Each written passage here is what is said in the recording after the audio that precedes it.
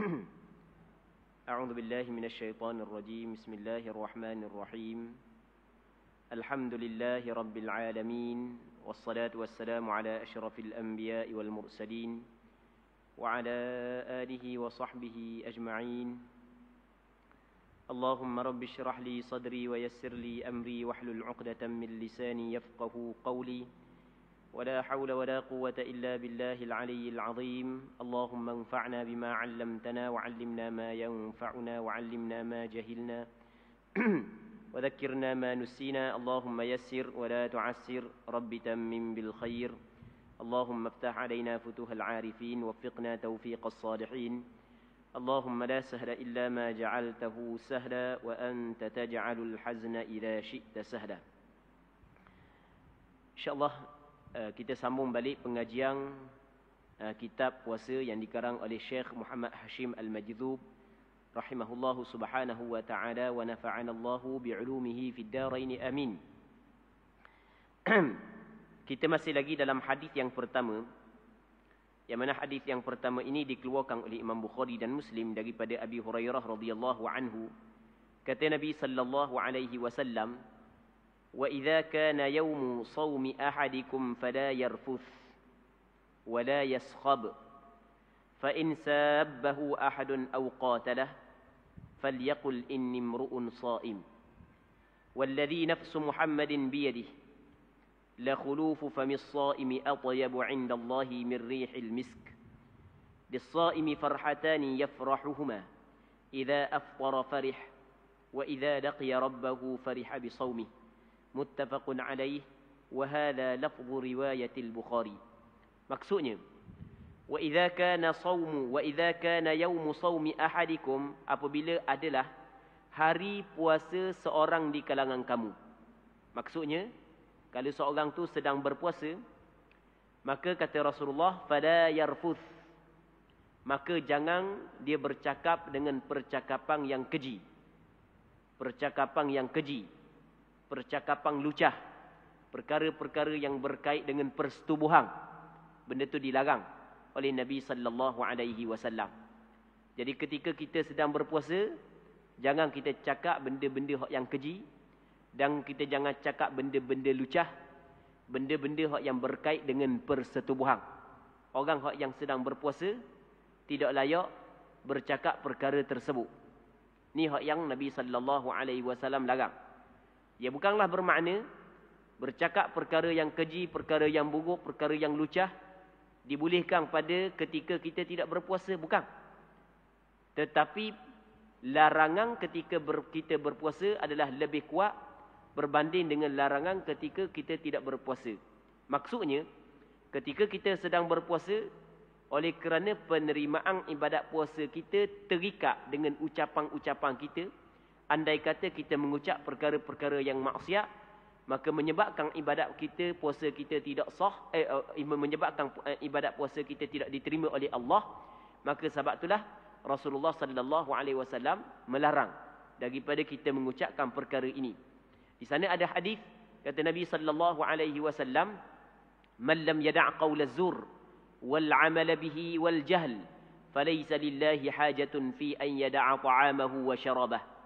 Sesiapa yang tidak meninggal perkataan dusta, sesiapa yang tidak meninggal perkataan dusta dan beramal dengan perkara-perkara yang batil, melakukan maksiat, perkataan maksiat dia tidak tinggal, melakukan perbuatan maksiat dia tidak tinggal, maka Allah Subhanahu wa taala sedikit pun tidak berhajat kepada dia meninggalkan makanan dan minuman dia pada siang hari. Maksudnya, dia tidak makan dan tidak minum, tidak ada ganjaran pahala daripada Allah Subhanahu wa taala. Maka walaupun bercakap percakapan yang keji dilarang, sama ada kita berpuasa ataupun tidak, tetapi ketika kita berpuasa, lebih penting lagi kita jaga kerana ia melibatkan penerimaan amalan ibadat puasa kita sendiri. Fala yarfuth wala yaskhab, wala yaskhab dalam bahasa Arab dengan makna meninggikan suara, balah, duk tepik, wawa balah. Benda tu dilarang oleh agama ketika kita berpuasa. Maksudnya, antara perkara yang penting bagi orang yang berpuasa Bukan hanya menahan diri daripada makan, menahan diri daripada minum, menahan diri daripada bersetubuh, menahan diri daripada muntah dengan sengaja. Bahkan mesti lebih daripada tu, dia mesti kena menahan mulut dia daripada melakukan perkara-perkara yang diharamkan oleh Allah Subhanahu Wa Taala. Mulutnya janganlah dia maki. Mulut dia jangan pelawak. Jangan bercakap perkara yang batil. Jangan bercakap perkara-perkara yang lucah. Jadi siang-siang hari Ramadan buat lucah juga dengan mulut ni, maka ia menyebabkan ibadat puasa dia kurang, pahala dia. Bahkan ada sebahagian daripada ulama mengatakan ibadat puasa dia tidak diterima oleh Allah Subhanahu Wa Taala dengan kelakuan tersebut. Jadi dia kena jaga mulut dia, dan dia kena jaga mulut dia daripada berbalah, maki, meninggikan suara, tepik. Fa in sabbahu ahadun aw qatalahu falyaqul inni imru'un sha'im, kata Rasulullah. Ketika ada seorang yang maki dia, ataupun ada seorang memerangi dia, ada orang mari nak buat ke dia, ataupun orang memaki dia, menyakiti dia, maki dia, kata kepada dia, maka benda yang perlu dia buat, orang puasa, falyaqul inni sha'im. Orang puasa kena kata aku puasa.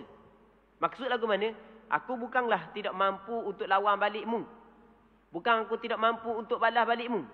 Tetapi oleh kerana aku berada dalam ibadat, maka aku tidak buat. Jadi aku orang puasa hari ni. Aku buat puasa ni. Sebab itulah ketika orang kata kita, ketika kita berada pada bulan Ramadan, apa hak yang dituntut kepada kita adalah kita tidak balas balik perkataan dia, kejahatan hak yang dibuat kepada kita. Lepas tu kita nyatakan kepada dia kita berada dalam ibadat, agar dia takut untuk menyakiti orang yang berada dalam ibadat.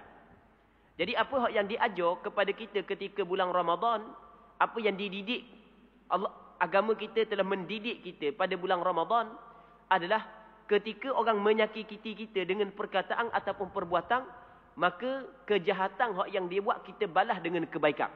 Ini memang cukup susah lah. Cukup susah kalau kebaikan orang buat, kejahatan orang buat kita nak balas dengan kebaikan.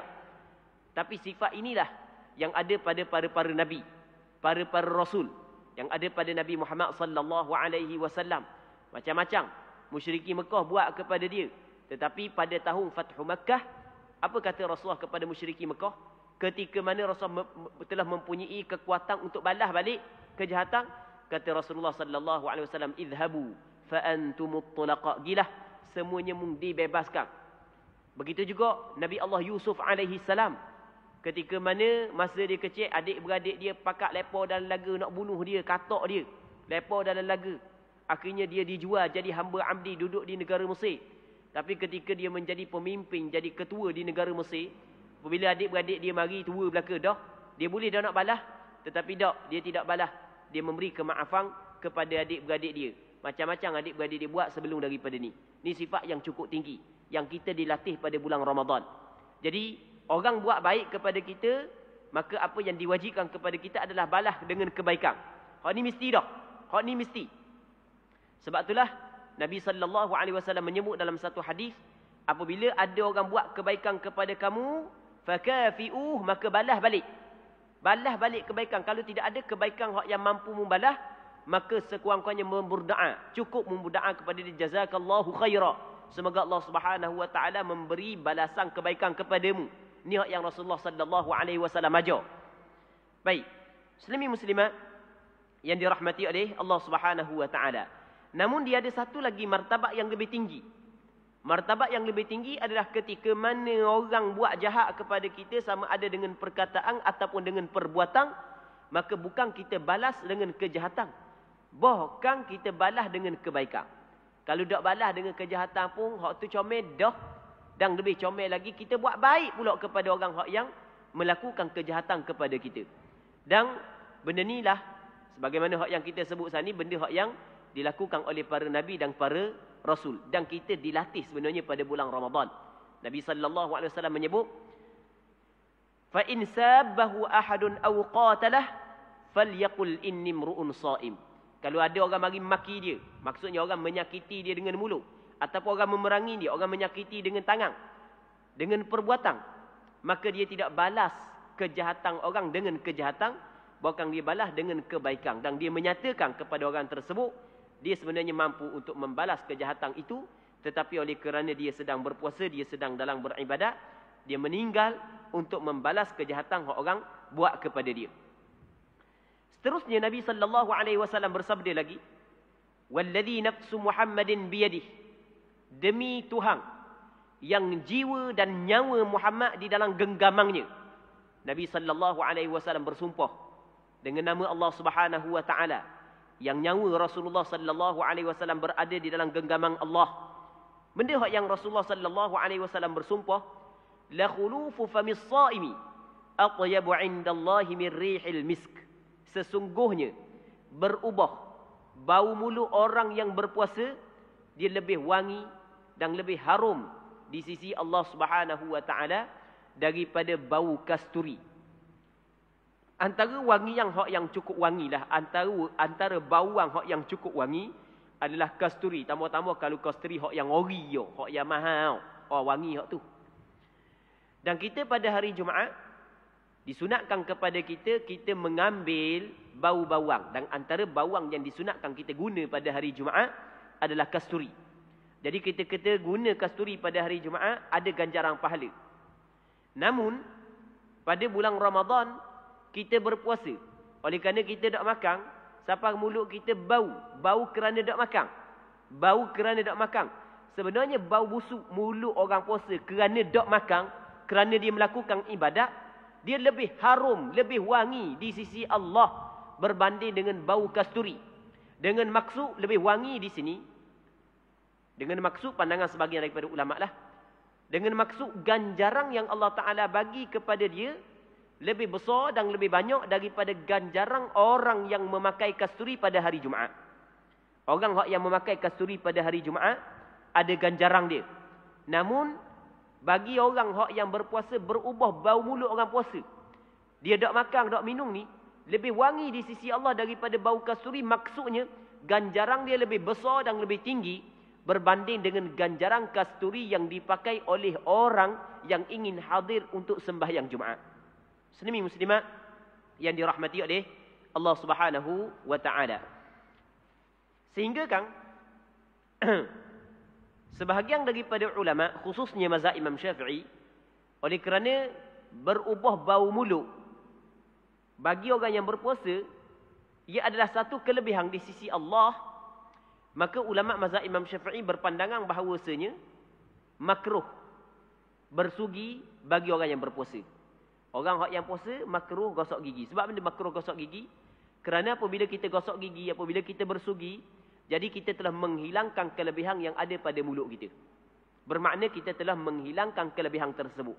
Menghilangkan kelebihan yang ditetapkan oleh syarak dikirakan makruh. Tapi pandangan ni adalah pandangan sebahagian daripada ulama dalam mazhab Imam Syafi'i. Namun ada pandangan yang kedua.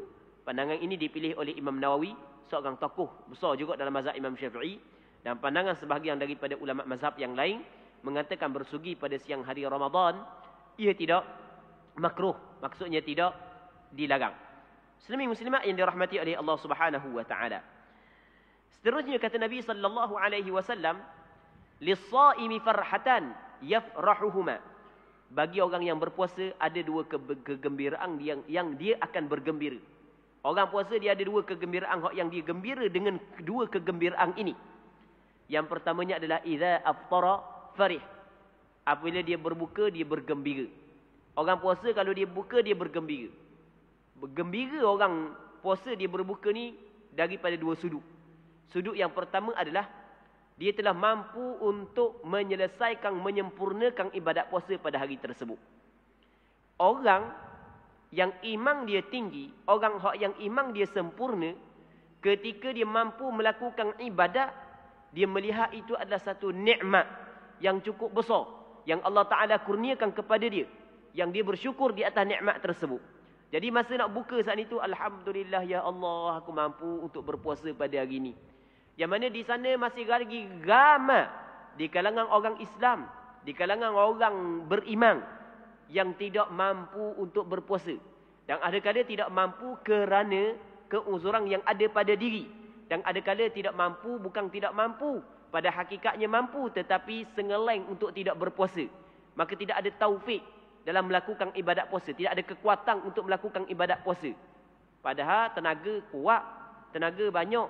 Tapi tak mau puasa, nak buat mana? Tak ada hidayah, tidak ada taufik. Tiba-tiba Allah Ta'ala memilih kita. Dapat kita melakukan ibadat puasa dengan sempurna pada hari tersebut.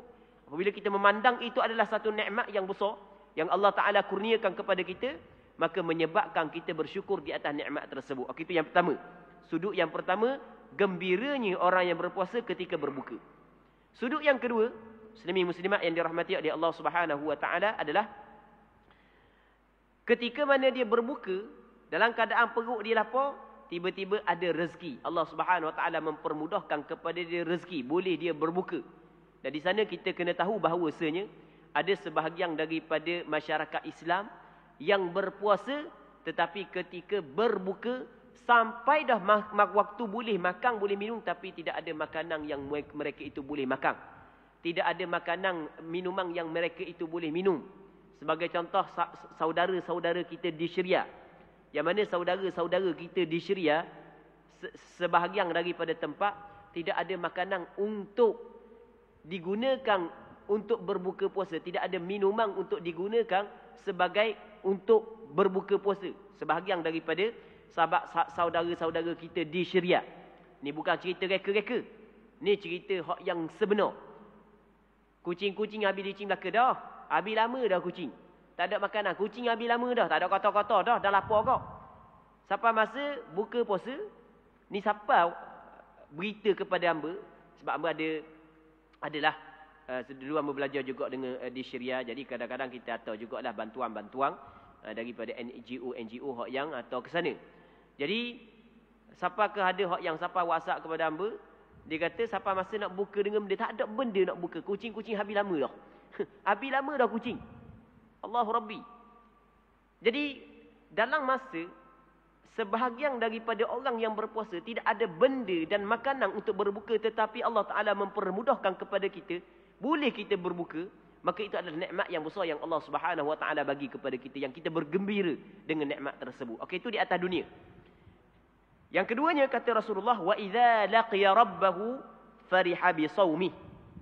Apabila dia berjumpa dengan Allah Ta'ala, Tuhannya, apabila dia berjumpa dengan Allah Subhanahu wa Ta'ala, maka dia bergembira dengan puasanya. Kerana ganjaran yang Allah Subhanahu wa Ta'ala bagi kepada orang yang berpuasa adalah ganjaran yang cukup-cukup besar, yang Allah Ta'ala lebih mengetahui. Dan pastinya orang yang menerima ganjaran, balasan daripada Allah, pastinya akan bergembira dengan ibadat yang dilakukan ketika dia berada di atas dunia suatu ketika dahulu. Hadis ini muttafaqun alaih. Hadis yang kita baca, yang kita bincang ni adalah hadis yang disepakati oleh Imam Bukhari dan Muslim di dalam mengeluarkan hadis ini. Maksudnya sepakat Imam Bukhari dan Imam Muslim mengeluarkan hadis ini dalam kitab sahih bagi keduanya. Jadi kalau kita buka dalam kitab sahih Bukhari, kita akan jumpa hadis ini. Begitu juga kita kalau buka dalam kitab sahih Muslim, kita akan jumpa hadis ini. Kita muslimin muslimat yang dirahmati oleh Allah Subhanahu wa Ta'ala, kita sumber hukum asasnya dua. Yang pertamanya Al-Quran, yang keduanya As-Sunnah. Ni sumber hukum. Hadis Rasulullah sallallahu alaihi wasallam dia terbahagi kepada beberapa bahagian. Antaranya adalah hadis sahih, hadis hasan, hadis dhaif, hadis palsu. Hadis sahih adalah hadis hak yang boleh dan ataupun hak yang mesti kita kena beramal, kita kena pegang, kita kena guna, kita kena pakai. Kalau hadis dikeluarkan oleh Imam Bukhari dan Muslim, tidak perlu tanya sahih ataupun tidak. Hadis itu disepakati oleh ulama bahawasanya itu adalah hadis sahih. Hadis yang martabat yang paling tinggi adalah hadis yang dikeluarkan oleh Imam Bukhari dan Muslim. Jadi hadis yang kita bincang saat ini adalah hadis yang sahih, dikeluarkan oleh Imam Bukhari dalam kitab sahihnya dan dikeluarkan oleh Imam Muslim dalam kitab sahihnya. Namun katanya wa hadza lafdhu riwayatil Bukhari. Apa yang kita baca adalah lafaz riwayat Bukhari. Namun riwayat Imam Muslim ada sedikit perbezaan, tetapi makna dia sama. Wa fi riwayatil lahu, dan pada satu riwayat bagi Imam Bukhari, yatruku ta'amahu wa syarabahu wa syahwatahu min ajli. Kenapakah Allah Subhanahu wa Ta'ala letakkan ganjaran yang cukup besar bagi orang yang berpuasa? Kerana orang yang berpuasa yatruku ta'amahu wa syarabahu, dia meninggalkan makanannya, Dia meninggalkan minumannya. Wa syahwatahu, dan syahwahnya, keinginan hawa nafsunya. Min ajli, kerana Allah. Dia tidak makan kerana Allah. Dia tidak minum kerana Allah. Dia tidak bersetubuh kerana Allah. Dia tidak melepaskan syahwah dia kerana Allah. Sebab itulah Allah Ta'ala bagi ganjaran yang cukup besar kepada dia. Muslimin muslimat yang dirahmati oleh Allah Subhanahu wa Ta'ala. Orang yang melakukan ibadat puasa, yang ingin mendapat ganjaran daripada Allah, mesti puasa dia adalah kerana Allah. Min ajli, kerana aku, kerana Allah. Kalau bukan kerana Allah, maka tidak ada ganjaran daripada puasa yang dia lakukan. Dan daripada hadis ini juga, ataupun hadis ini menjadi sandaran, menjadi dalil kepada pandangan yang disepakati dalam 4 mazhab, bahawasanya melakukan onani pada bulan Ramadan, pada siang hari Ramadan, ia membatalkan puasa. Dia di sana ada satu pandangan yang mengatakan melakukan onani pada bulan Ramadan tidak membatalkan puasa. Dia kata gitu. Pandangan ni adalah pandangan hak yang tidak betul. Pandangan ni adalah pandangan hak yang syad. Pandangan ni adalah pandangan yang menyalahi pandangan yang disepakati oleh 4 mazhab. Apa yang disepakati dalam 4 mazhab? Mengeluarkan mani melalui onani ataupun melakukan onani pada siang hari Ramadan, ia membatalkan puasa. Kerana Rasulullah sallallahu alaihi wasallam menyebut dalam hadis ini, kata Rasulullah, yatruku ta'amahu wa syarabahu wa syahwatahu min ajli. Orang yang berpuasa, dia meninggal makanan dia, minuman dia dan syahwahnya. Syahwah ni dia merangkumi bersetubuh dan merangkumi mengeluarkan air mani dengan sengaja. Baik.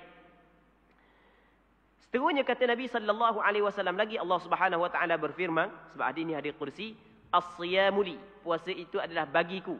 Ini kita huraikan pada minggu lepas. Allah Taala telah menyandarkan ibadat puasa kepada diri dia.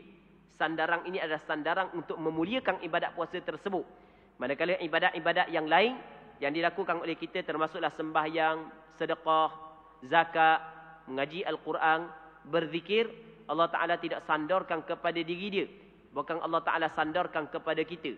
Ini memberi isyarat kepada kita bahawasanya mulianya ibadat puasa, sehingga Allah Subhanahu Wa Ta'ala menyandarkan ibadat puasa kepada diri dia yang maha mulia lagi maha agung. Wa ana ajzi bih wal hasanatu bi asyri amsalha. Dan aku membalas kepada hamba-Ku dengan ibadat puasa yang dilakukan oleh hamba-Ku itu. Dan satu kebaikan digandakan kepada 10 kali ganda. Ini dalam riwayat yang lain. Diwak mari beberapa riwayat. Wa fi riwayatil li Muslim, dan pada satu riwayat bagi Imam Muslim, kullu amali ibni Adam yudha'af. Setiap amalan anak Adam diganda. Setiap amalan anak Adam diganda. Al-hasanatu asyru amsalha. Satu kebaikan diganda kepada 10. Ila 700 dhi'fin. Hingga kepada 700 kali ganda. Dia kejahatan yang dilakukan oleh anak Adam tidak diganda. Manakala kebaikan yang dilakukan oleh anak Adam, satu kebaikan yang dilakukan oleh anak Adam, khususnya umat Rasulullah, diganda sekurang-kurangnya kepada 10. Dan kadang-kadang lebih daripada 10, kepada 70, kepada 700, kepada 7,000. Berpandukan kepada keikhlasan. Semakin tinggi keikhlasan, semakin tinggi gandaan amalan tersebut. Muslimin muslimat yang dirahmati oleh Allah Subhanahu wa taala. Dalam hadis ni kata Nabi sallallahu alaihi wasallam, Allah Subhanahu wa taala berfirman, setiap amalan anak Adam, umat Nabi Muhammad sallallahu alaihi wasallam, diganda. Satu kebaikan diganda kepada 10 kali hingga kepada 700 kali ganda. Allah Rabbi, besarnya anugerah yang Allah Taala kurniakan kepada umat Rasulullah. Manakala kejahatan, satu orang buat kejahatan, satunya dibalas. Kebaikan, satu buat kebaikan dibalas dengan 10. Tapi jangan kita silap faham pula. Kita silap faham lagu mana?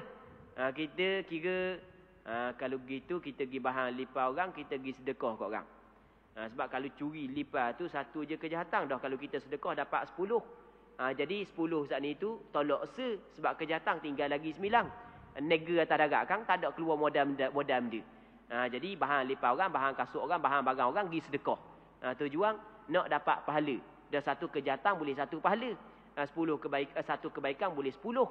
Jadi kita buat satu kebaikan Kita buat satu kejahatan, jadi bermakna satu kejahatan tolak satu kebaikan, tinggal lagi 9. Itu tak kena. Itu tak betul. Itu cara mikir tak betul. Kerana kebaikan hak yang diganda kepada 10 adalah kebaikan yang diterima oleh Allah Subhanahu Wa Taala. Manakala kebaikan hak yang tidak diterima oleh Allah, maka tidak ada gandaan. Bahkan dapat dosa pula.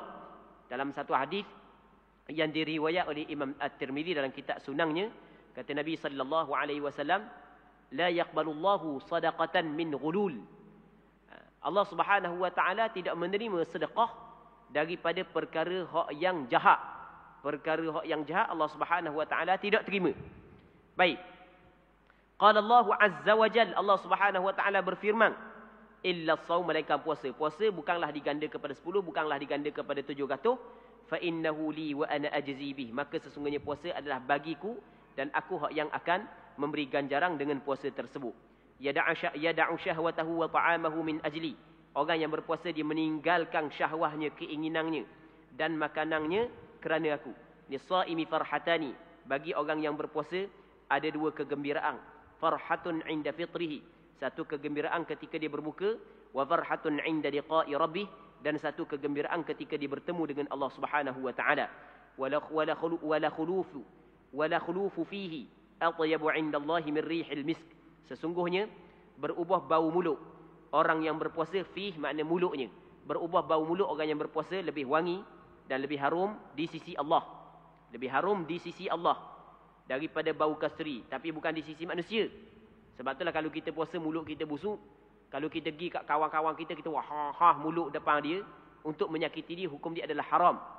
Tidak boleh kita jadikan hadis ni sebagai alasan bahawasanya mulut kita wangi. Tak boleh. Jadi kawan kita nak kata busuk, takut salah dengan hadis pula. Kita pergi buat depan kawan kita. Itu tak kena. Kita kena ingat dalam hadis menyebut di sisi Allah.